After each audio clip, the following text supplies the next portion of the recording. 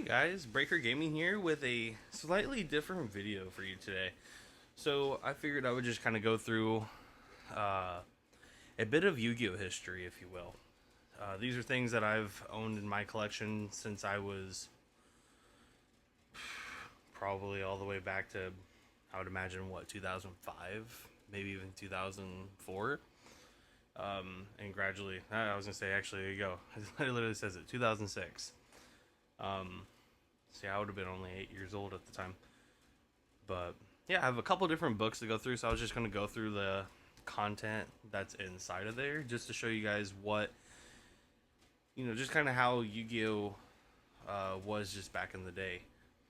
So yeah, we have another 2006, and then we have when Yu-Gi-Oh GX was kind of coming around. It was already out, but 2007. So yeah, we'll just go through. I'll kind of go through this briefly just so you guys can have an idea in case you haven't seen this book already. Definitely could tell the wear and tear. I've gone through this book quite a bit. This little cover of Yugi. And this is going to go through kind of like what's already in the book. I've always found this to be really cool. I've always enjoyed just going through this as a child. Yeah, but you see the top 50 cards you should be playing. Good old delinquent duo. So this is obviously GOAT format era. And kind of looking back at this, it's like, I mean, yeah, we're going to play all of these cards, obviously, but you can get an idea of, like, what kind of cards, um, people having their ideas of what they should or shouldn't be playing, which I feel like pretty much right on point.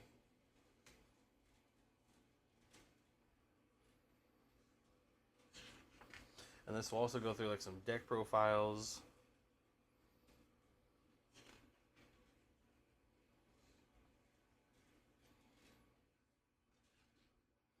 I'll definitely go through kind of like the cards of what people were using back in the day just a little quicker, just so we can kind of get to more some of the juicy stuff.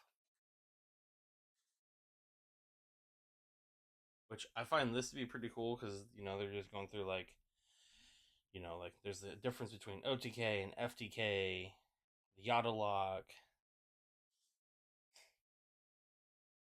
and then like here's some like Yu-Gi-Oh slang, MST, and for people that didn't have the opportunity to go to the tournaments and they could at least learn some of this prior to going. So it's definitely kind of nice. And I always thought this was kind of cool. It's like what's hot and what's not.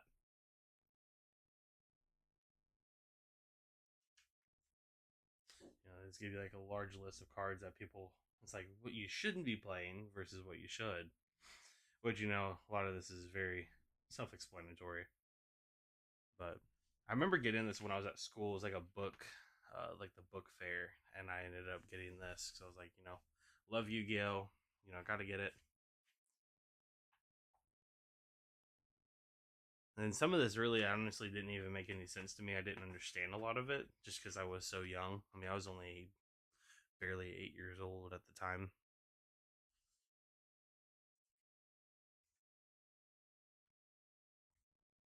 Beginner guide to Yu-Gi-Oh.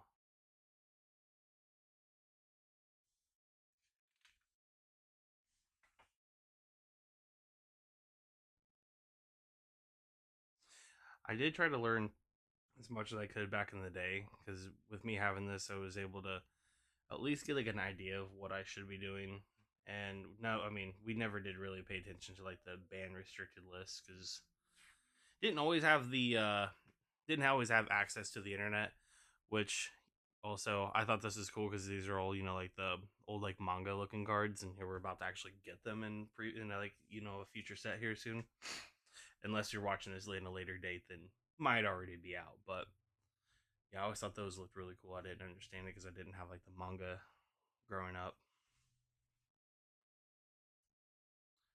And then this is where we start to get like budget deck guides, deck lists back in the day that they're trying to help people build, because we didn't really have people on YouTube quite doing deck lists, so to speak, or deck profiles. And for me as a kid, I was always missing like a good chunk of cards half the time, so I never did build any of these decks. And I always thought these arts were like so cool. And some reason as a kid watching or seeing this, I was like, oh wow, cool. I wish I had a brother that played Yu-Gi-Oh as well or something. Because then, but I always had friends over. Like like where I lived at, we had like kids like live. It was like 3 or 4 of us in a row, so it wasn't really missing a beat much. But yeah, I always thought this picture always inspired me to want to keep dueling, I guess. And how to build Yugi's deck. So they give you a whole deck list on just how to build Yugi's deck, I guess. So honestly, I might end up building some of these just for the laugh, I guess, for 2006 era. Well, really 2004, but and just have like I guess fun with a friend. Which I always thought was weird. They went from Yugi and then they go to Rex Raptor. A little list at his deck. It's like you would have thought they would have went to like straight to Kaiba or something. And 10 tips for collecting and trading Yu-Gi-Oh cards. And this is where I always forgot. They were talking about how people make fake cards. Because I remember I had a lot of fake cards and I knew immediately when I had them, even at a young age, I was like, wow, these are fake. I didn't really care for it. Uh, but that was at a time when it was more of an issue than what it is today, obviously.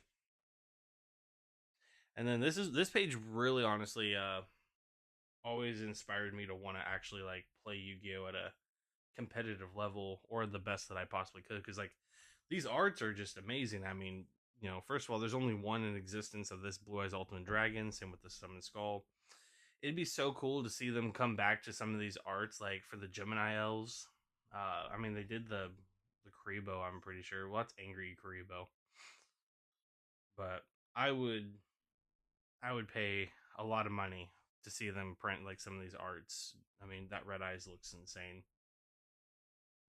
So yeah, I would love it. I remember watching like a video of Ruxin talking about this being one of the rarest cards, but as of the book, it says there's two in existence. Uh, so Ruxin, if you're watching this, Konami said there's two. I don't know,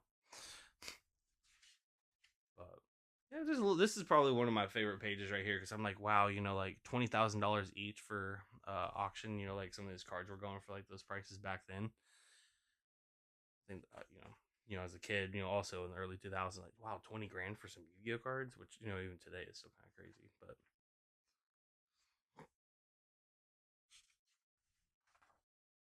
and then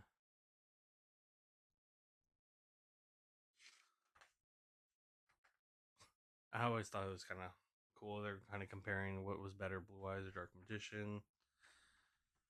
Let you guys be the judge of that. And I never really had like a Yu-Gi-Oh locals like where I was located at when I was growing up, at least. I know things have changed in that town now, but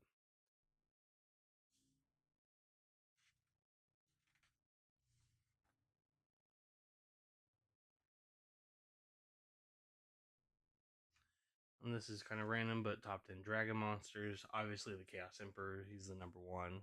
If he still had this effect, this card would be probably still banned to this day.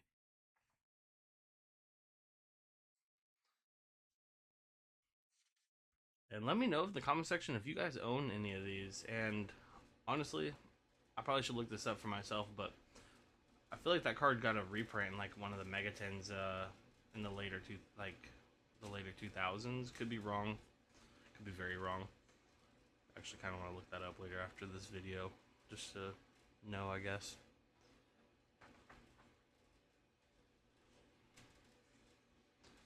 And a little character bio on Joey Wheeler, Yugimoto.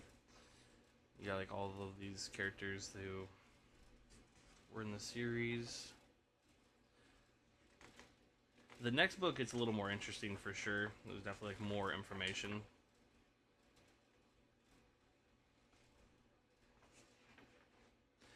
And I never wanted to do the puzzle, but I thought about it as a kid, but I'm like, I'd rather just not do it. Maybe there's a day where I'd want to. Nah.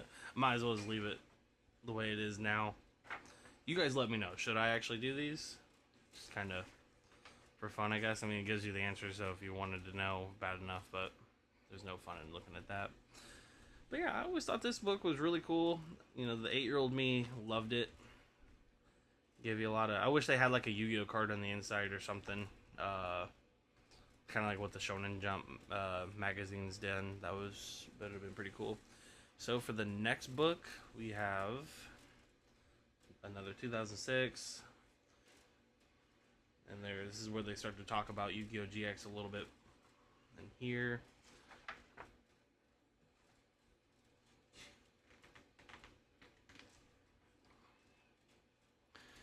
And I always thought this was cool because it showed me like a list of the forbidden cards at the time. Limited cards and semi-limited. But I always thought that was pretty cool. Most of the cards I didn't own back at that time, so it really didn't matter to me, but still kind of cool just to see like a bit of history because it was like the it was effective of what, 2000, yeah, October 2005.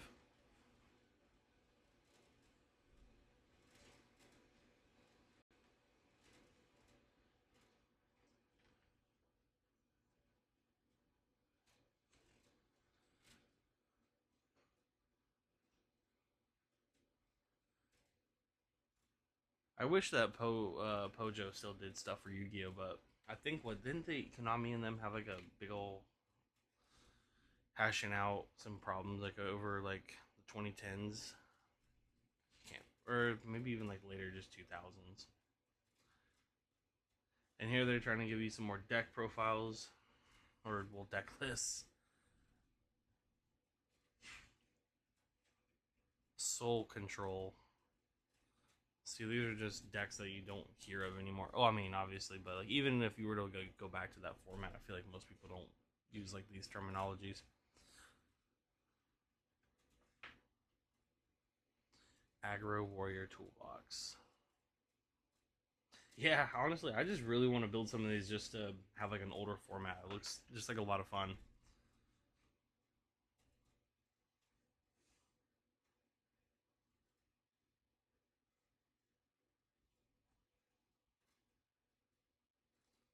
That's cool. They're going through like what people were complaining about during the ban list.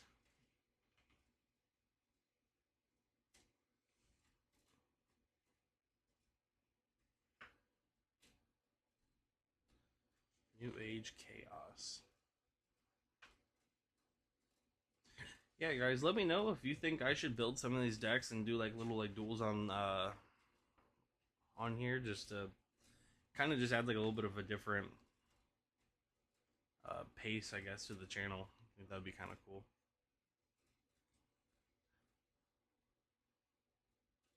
Building a successful Fiend deck.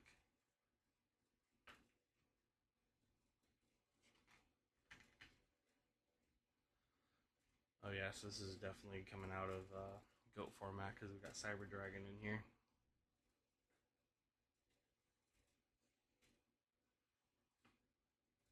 More deck profiles, full deck lists. Suicide Beatdown.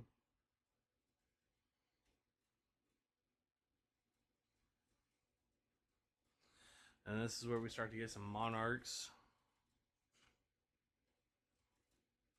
It's kind of cool because it gives you a little bit of extra like bio on about the deck. Lava Lockdown. That just sounds toxic.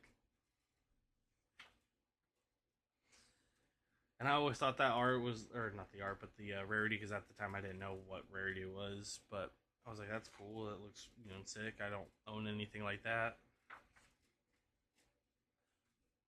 And Tomato Control.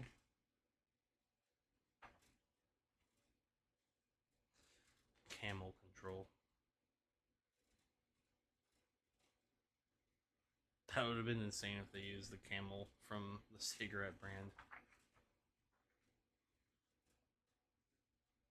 Relinquish your control.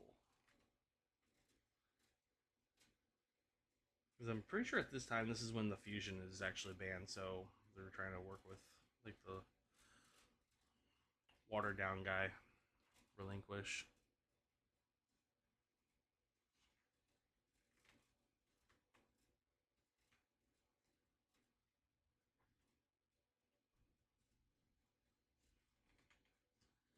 Yeah, honestly, growing up, I didn't really pay too much attention to the deck profiles, but this I really got interested in just because, like, I mean, I was really just reading a lot about how like competitive Yu-Gi-Oh works and supposed to know what the cards do when you're entering bigger tournaments like this. And I was like, wow, you know, I thought it was just so neat to see all this and watch people actually compete in tournaments because I'm like, wow, I always wanted to go as a kid. I just, all we had was playground Yu-Gi-Oh.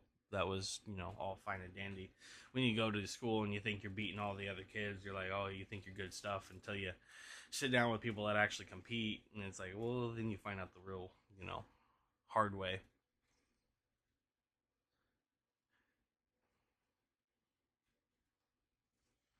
And then it'll start getting into like some of their video games that they have coming out or did come out.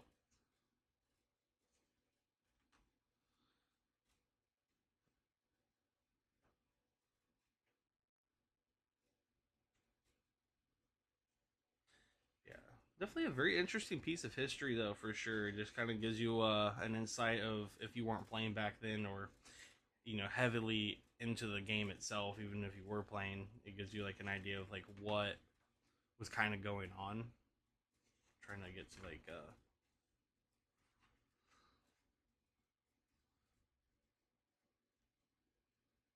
yeah, I mean they're getting into like strategies from these last several pages,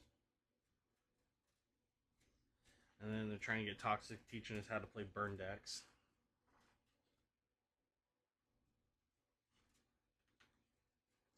What do you guys think? Do you think Konami should still come out with like magazines and books like this, so that like just to kind of like if they did, would you ever be interested in buying stuff like that? Personally, for me, I probably would just to kind of even if you got the access to YouTube just to be able to keep up with stuff yourself and playing and whatnot. But still think it's pretty cool.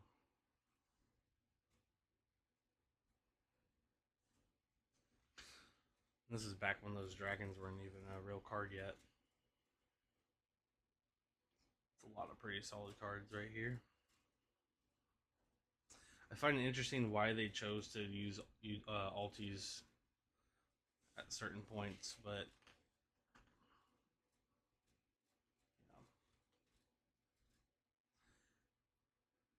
the top 10 forbidden cards.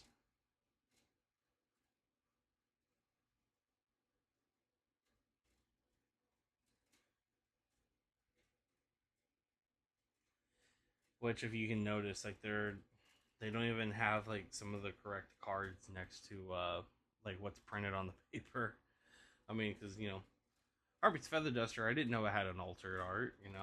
Same with the Fiber Jar. Imperial Order, Raigeki. I actually have never noticed that until now. Like I just didn't look hard enough, I guess.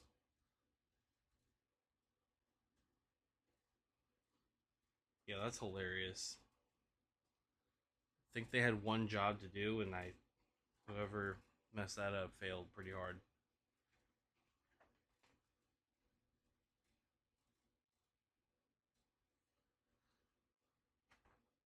I always thought the Dark World cards just looked insane on here growing up. And then we're starting to get in a little bit of the GX, era. Gives you a little bit of character bio to teach you about the new characters that are coming out in the show. Skip all that. And then they're telling you about some of the release, like video games. Correct me if I'm wrong, guys, but let me know in the comment section. Is this the game that where we got the? I was hoping it would say. I think this is where it came out with the Blue Eyes White Dragon, the Dark Magician, and the head of Exodia. Could be wrong. But I saw this game and I was like, man, I would love to get this. And just look at those graphics. Honestly, Lava Golem and Exodia do look pretty sick. I'm not even gonna lie for an old game like this. And you got Exodia. You know, I was always disappointed they didn't show us like Slifer in the little cutscenes. Give us everybody but.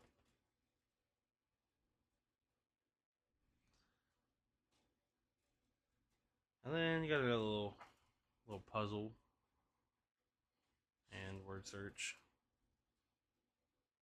I remember like going through and finding them and but not wanting to like add on like ruining the pages, I guess. But yeah, because technically I didn't get this one until a year after I got the first book, and I wanted to make sure that I took care of it better than what I did the first one. And then for the last book, it's a little thinner, not as much to it. I'm pretty sure I took some of the pages out towards the end, like the life point counter ones. Pretty sure I used those.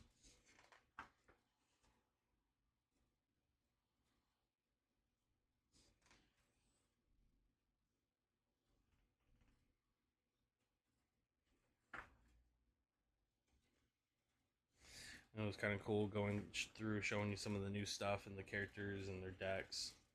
You got a Chaz deck list going on over here.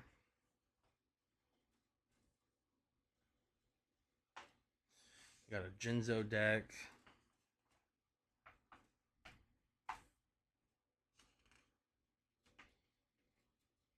I remember actually like looking up the websites.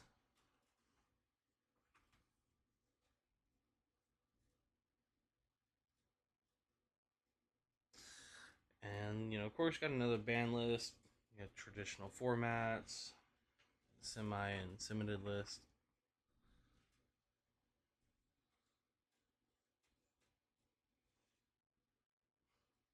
It's like this time they actually finally got the names right on the cards.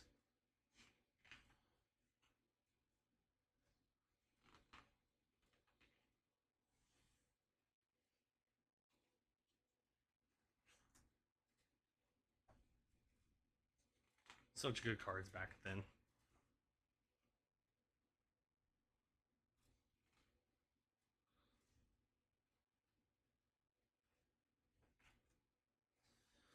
And then you got one of the first hero deck profiles. Well, I keep saying profiles, but deck lists.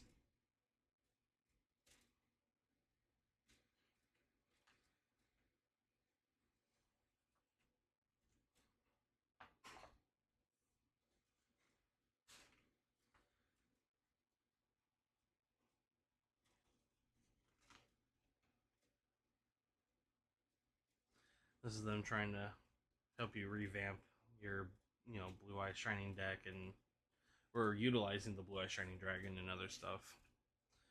And you have an Exodia deck back in the day.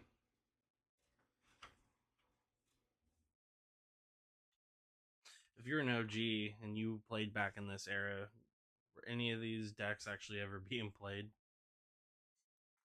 I'm sure you always had like the casual players that showed up wanting to play whatever they want, but say I'm pretty sure we're not too far off from the dad era.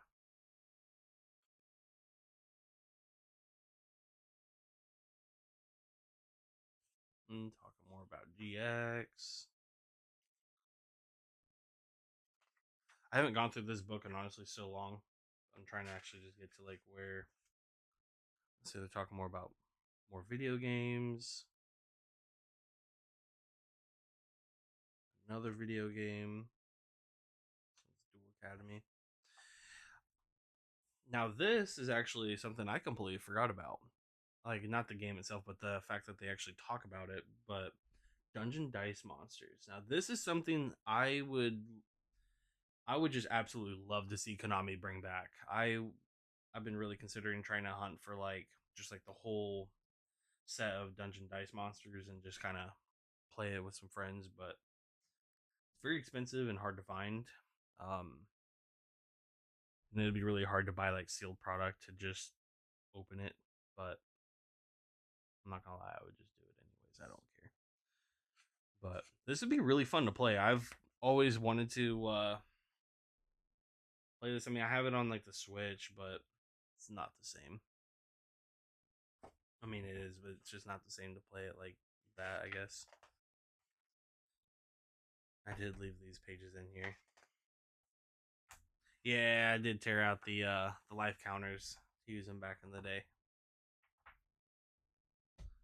But yeah, that was it for the magazines.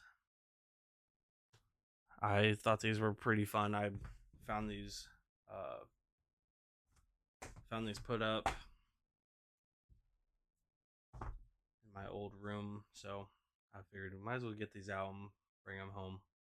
So, but yeah, I thought these were really cool. I had a lot of fun just kind of looking through these as a child, and it always just made me want to play Yu-Gi-Oh with the friends. So, I ended up bringing them over and showing them this, and just had a lot of fun. So, yeah, so there's that. And let me know what was your favorite part about these books, or if you had any, or if there were any of them that I did not own back in the day that if you have any stories you'd like to share, or just a little bit of some history of Yu-Gi-Oh. But other than that, I do appreciate you guys watching this far, and if you have, don't forget to leave a like and a comment. Let me know what you think and what you would like to see in some of the future content. And I will see you guys in the next one.